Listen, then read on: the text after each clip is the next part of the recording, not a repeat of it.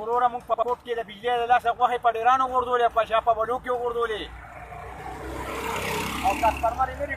ټولې سوځېدلې دي یاره قسم په خدای که موږ ته بجلي راځي ظالمه موږ لارې ګرمۍ د لاسه تباه شو دروازې کار کوو د شپې شوګیره کوو د شپې د ماشو د لاسه لکه د شیعګانو ځان وخو دا زمونږ فضل خان MNA دی د هغه د لاسه قسم په خدای چې دونه زور د هغه نه کوي چې دا بجلي ټرانسفارمر دې ټیک کړي او دا ټرانسفارمر یې راته ولګوي د دې د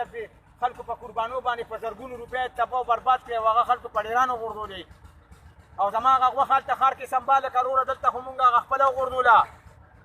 خو تاسو زما هغه حصه ګورئ هلته سنباله کړئ وروره او بجلي به چېرته یو دوه درې میاشتې پس ټیک کېږي چې جمع شي بیا به مونږ ته بجلي راپرېږدي او وروره بیلونه راپسې ډبل ډبل راځي تباه برباد شو دروازې کار کوو د شپې چوګیره کوو او زمونږ MNA چې دی دا فضل خان دی جي هغه غریب مو خپل وس کوي خو څوک یې یاره هاخوا مخکې پکې له دنیا غلي دي او فضل خان غریب خو منډې تړلې وایي زمونږ دپاره منډې تړلې وي زمونږ MNA دی فضل خان خو وروره داسې کار دی چې د ده نه مخکې چې کوم دي هغه غلي دي او زه به ستاسو د خدای را غوښه نصیب کړي موږ خو خپله په ډېرانو وغورځوله ځکه چې زرګونه روپۍ هم تباه برباد کړې او وروره دروازې د غوښې خورې سر وخوري خو د شپې دروازې کار کړو د شپې لکه د شیعګانو ځان وو د ماشو د لاسه دا کوټ ترناو دا ټول یو علاقه را نوي کلي دا ټول تباه شو او دا ټول غرق شو وروره داسې کار دی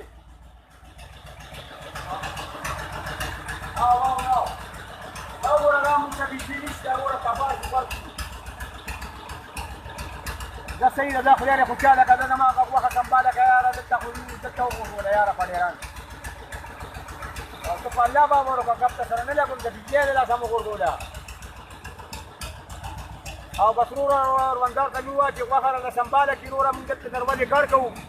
او د شپې لکه د شیعګانو ځان وخو یو شان د ماشو د لاسه تباه برباد شو ګرمۍ تباه کړو دا ټرانسفارمر وګوره دا سوځېدلی دی دغه ته سوځېدلي دي زمونږ په علاقه کې درې څلور سوځېدلي دي وروره څوک یې غم نه کوي حکومت بیلونه ډبل لالېږي حکومت زمونږ غم نه کوي او دا د فضل خان کار خو نه دی غریب خو منډې وایي خو د فضل خان نه مخکې چې کوم دی هغه ډبل غلي دي زه صحیح شو زه سلام علیکم